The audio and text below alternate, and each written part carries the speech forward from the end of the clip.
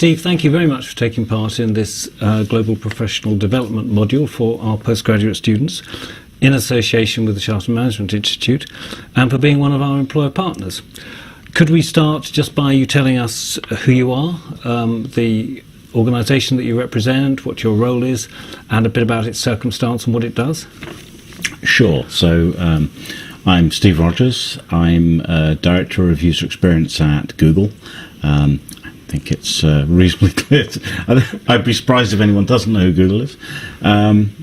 So I'm actually responsible for all of our so-called publisher products globally. That means that I'm responsible for the products which publishers use in order to monetize their work. I also happen to be a governor at the university and was also a student at Coventry University a very long time ago. Right. Publishers use in order to monetize their work. Can you expand a little bit on that? Yeah, absolutely. So,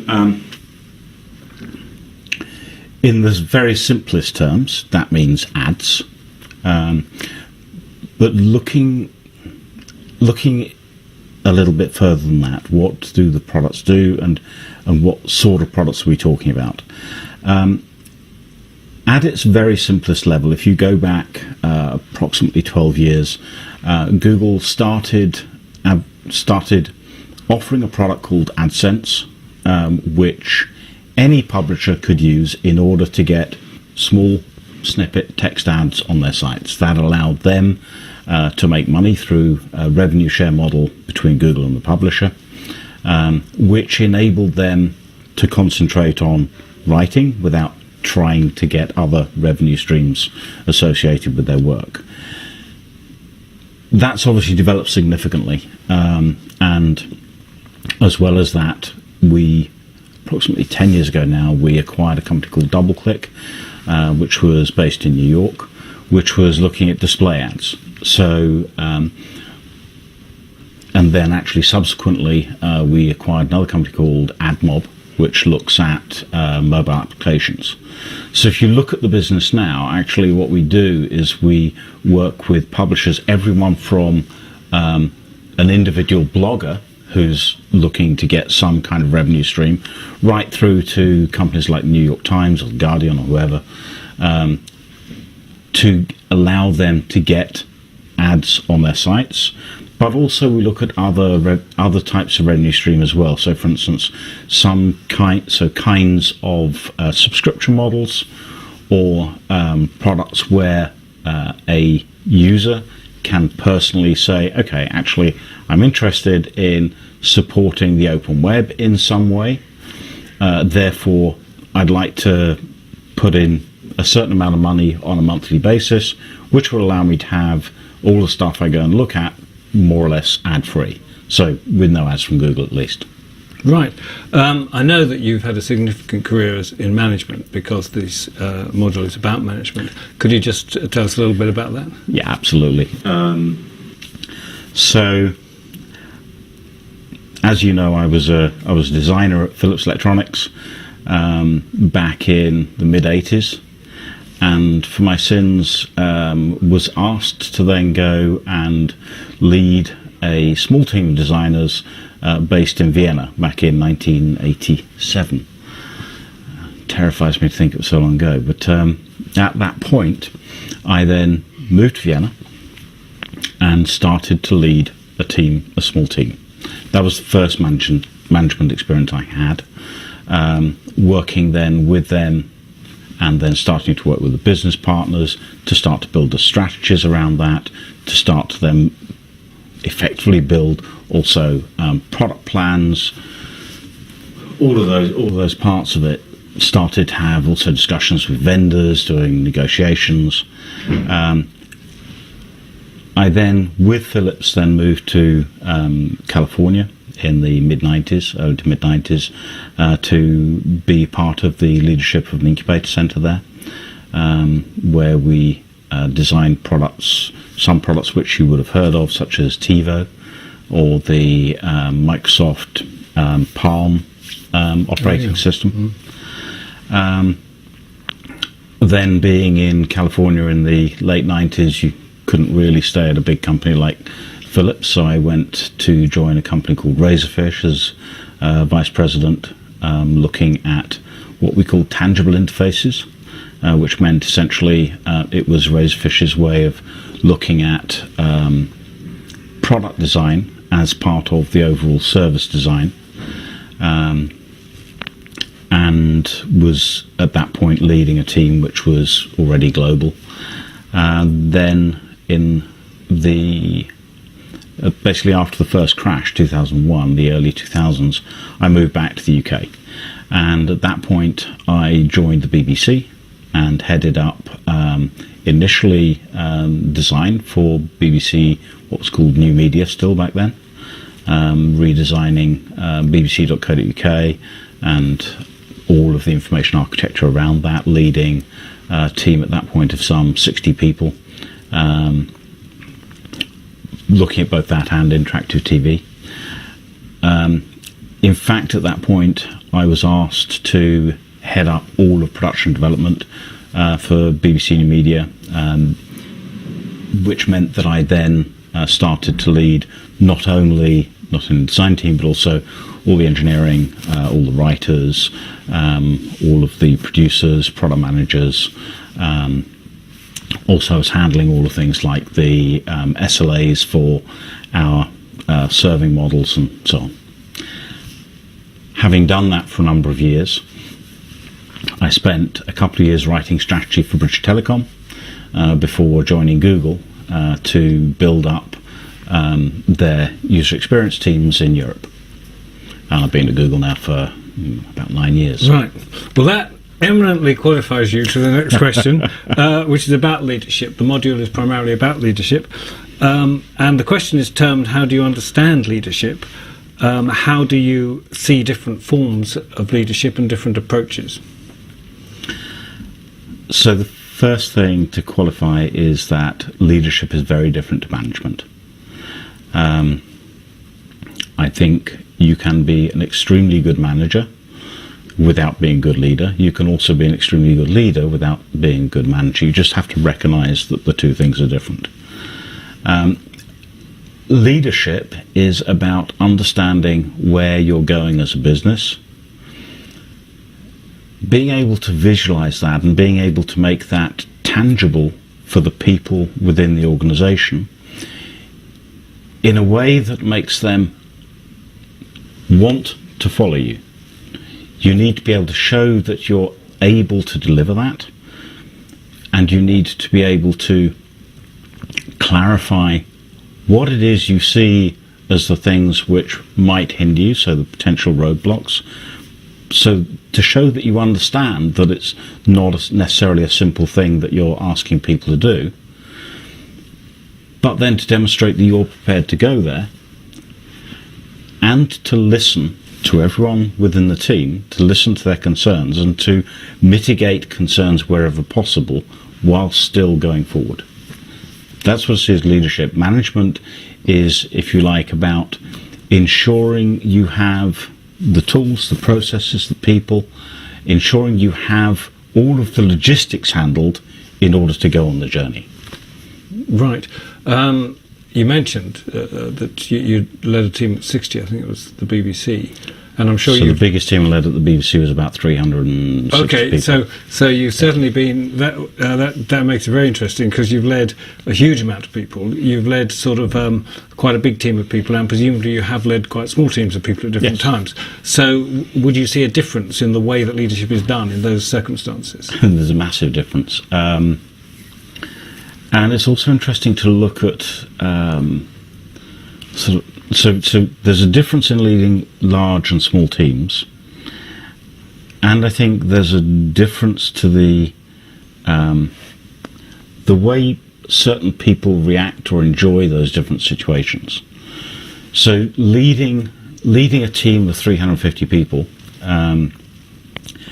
gets to the point where you certainly cannot have a real clear relationship with everyone in the team. Sure. I set myself a challenge, actually, when I was doing that role, of making sure that I at least knew everyone's name. And I was pretty good. I was about a 95, 98%. People change in the team, so you can't always know everyone's name.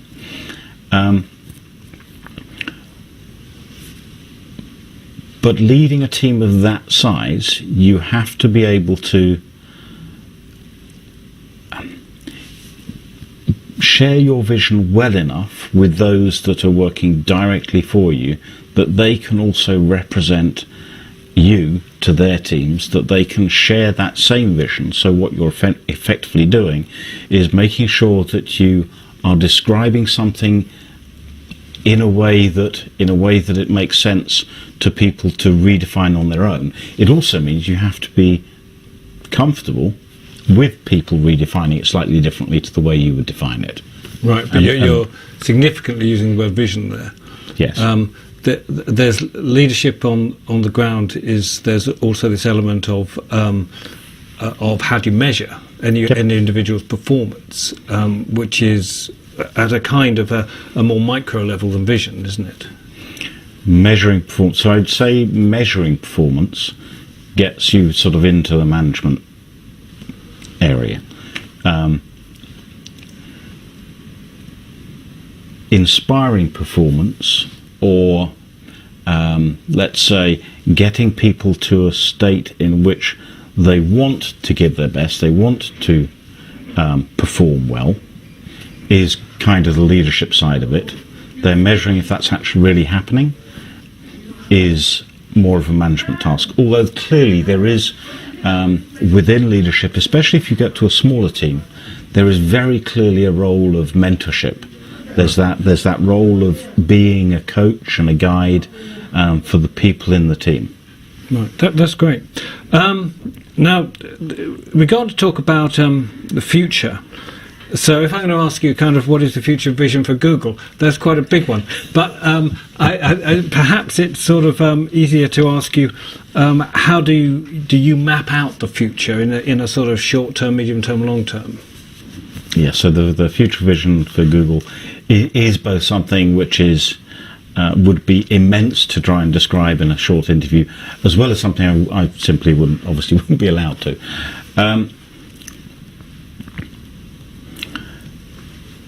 One of the things that intrigued me when I first joined Google was that it, as a company, looked at the future in a rather different way to companies I'd worked with before. In that, in previous companies, things had always had sort of this really long-term plan. Google tends not to do that in quite such detail. The plans that we tend to draw out are shorter term, let's say, within a couple of years. There are obviously things within Alphabet as a company which are much, much longer term. But Alphabet, briefly, Alphabet is the holding company for Google. Until a number of years ago, it was all one thing, but that became very confusing for investors. So what happened was Alphabet became a holding company, which has Google as its main, as definitely the biggest company within the group. But then the more innovative and somewhat experimental companies are separate to that. So things like Chauffeur, the self-driving car, is a member of the Alphabet company, but not of Google. Right. Even though the press will always say it's Google. So Google as a company is about delivering the products that we all know, and that the product roadmap tends to only go a couple of years out. Right. I mean, one thing which presumably affects your outlook as head of user interface for Europe is this Brexit thing which comes up, and so and he's at this moment in a kind of quite a high level of uncertainty. I mean, is that affecting your outlook at all? Brexit doesn't specifically impact the outlook of my part of the company, of Google, to be honest, of Google as a whole. We believe that the UK and Europe will still be good places to do business. Right. given that we're a global company, if we look at the UK, although it's a significant market, the changes in the political landscape of the UK are unlikely to have a massive impact on the way we do business. Okay. Things that do change, of course, is technology is moving forward all the time at a high rate, and sociology develops. So are these things that affect the sort of outlook and the plan? Yeah, future absolutely. plans?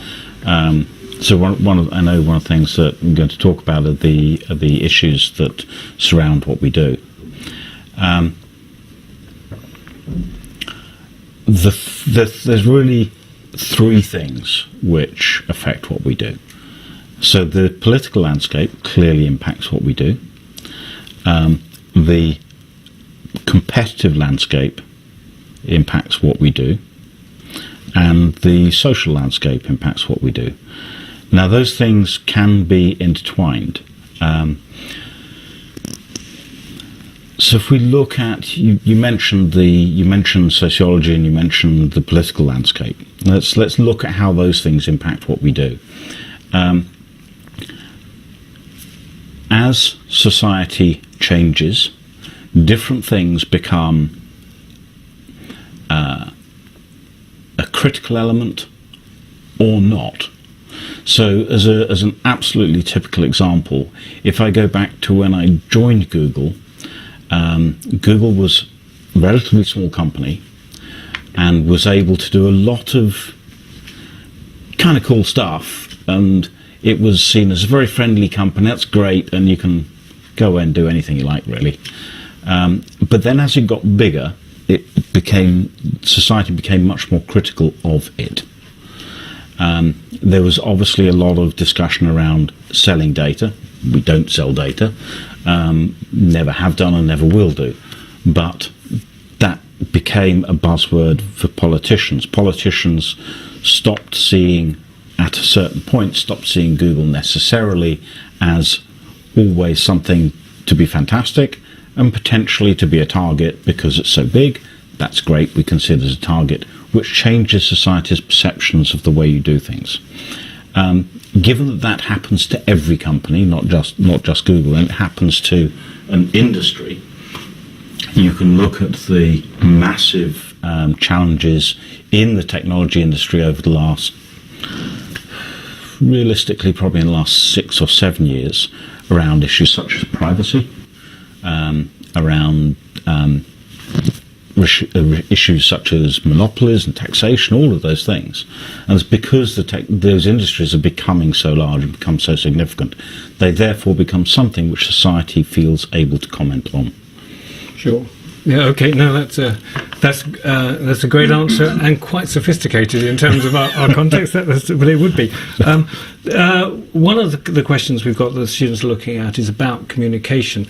Now, I think it's particular reference to communication on a day-to-day level within the to employees, within colleagues. Could you comment a bit about how that happens and maybe how accountability happens? Yeah. So Google as a company still has a lot of habits which stem from its origins as a little startup in university.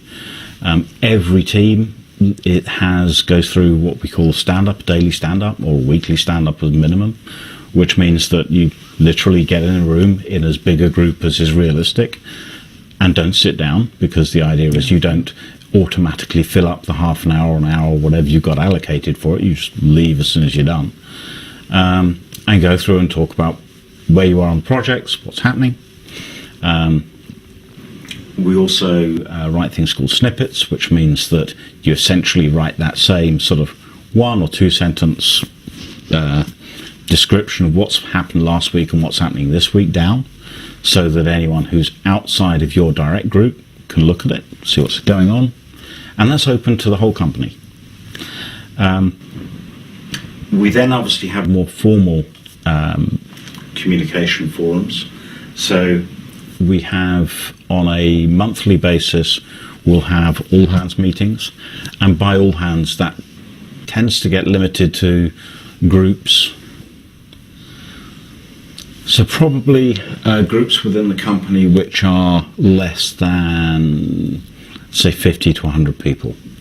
We'll then have quarterly all hands for the larger teams, anything from sort of a few hundred up, and there'll also be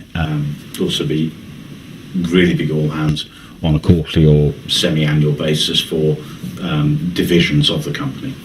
As well as that, we have a lot of communication forums for kind of interesting stuff, which can be anything from cool new projects to quite hard company announcements, which will go through what's called a TGIF. So TGIF stands for Thank God It's Friday, because originally when Larry and Sergey started out, it was always what happened last thing on a Friday afternoon. With a bunch of beers, you'd sit around and do some interesting things, get some interesting talks. These days, that's where the new cool products will be announced and talked about. It's also where potentially the legal group will come and talk about things which are happening. There's specific political issues. It also these days happens on a Thursday afternoon in the US, so that Europe can watch it on the Friday. Okay. But Right. Well, one of our questions is, what does the company do well, and what do you consider it does not so well? We do scale really well. One of the things which is critical to Google products is scale. And I remember when I first joined Google, having a conversation with someone, and we were talking about, what have you done before? And at that point, I was pretty proud of having just relaunched bbc.co.uk, and having got it to a point where over 50% of all internet users in the UK were using it every single week. So you talked at that point at about 13 million people. So you've got an audience of 13 million on a weekly basis in the UK, plus a whole bunch of other people outside the UK, which we never really measured because it wasn't part of the license fee. And the person who was talking to me said, yeah, it's interesting. Okay. How about 100 million or a billion? And it's just and to do something at that scale, you approach things in a very different way. And Google always looks at projects or products which have the potential to scale to 1 billion users, not tens of millions. And it's one of the things that we do really well, and it's why we've been successful. Right. The things we do less well, I think it's not unknown that we've been less successful than we would like to have been in the social space, and we've done things 2 or 3 times there.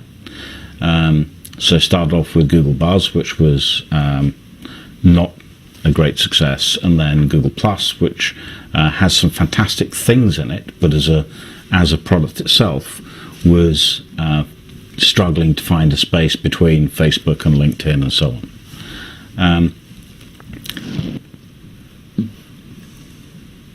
But I think that in general, where Google is most successful is where it does take a really simple idea and enables it to go massive. Right. Well, Steve, thanks very much for this, because to answer these questions for Google in just a few minutes, I can understand it's quite challenging, because there's a lot to say about any of them, and it's even political in the sense that when you're speaking for Google. Now, are there a couple of issues which you could give us that our students could answer for their assignments that they could approach? So one of the things that we are looking at the moment, which is intriguing, is what's happening in the publishing world in developing markets. So products like AdSense started in Europe, in the States and developed world, at a point when publishing was starting in those places on the web. So obviously it initially reacted to the environment that existed. that was an environment where you had bloggers sitting with desktop machines and writing a lot of words, and it was a way for them to get money from their passion. It also happens to, if you like, invigorate the open web, which is great. Things like that are happening right now in the developing world, but it's different because they've leapfrogged the whole desktop world. At one point, we thought that tablets were going to be massive in the developing world. I say developing world, that's a really unfair use of the term. I spent a few years working in what we called emerging markets for Google, and if you take somewhere like Indonesia, their use of technology is massively advanced. So, for example, in Indonesia, when I was looking at it, the penetration of mobile phones with internet access was over 100%, when that didn't yet exist in the States or Europe. But publishers in those markets are not publishing in the same way. Why? Well, because they've got a smartphone, so they'll go immediately to video, they go immediately to image, and yeah, sure, there'll be some text, but that type of publishing is very, very different. As well as that, the way they're going to monetize is very different. So to understand that world and to understand what can allow those people to monetize what they do in a way which is sensible, in a way which is sensitive to what they're doing, in a way which also allows advertisers who are relevant in that space to be part of it, is going to be a very interesting challenge for us over the next years. Okay, that's a brilliant question. So, Steve, thank you very much indeed for taking part and for offering the challenge to our students, who I know are going to be very interested in what you've got to say. So thank you very much. A pleasure. Thank you.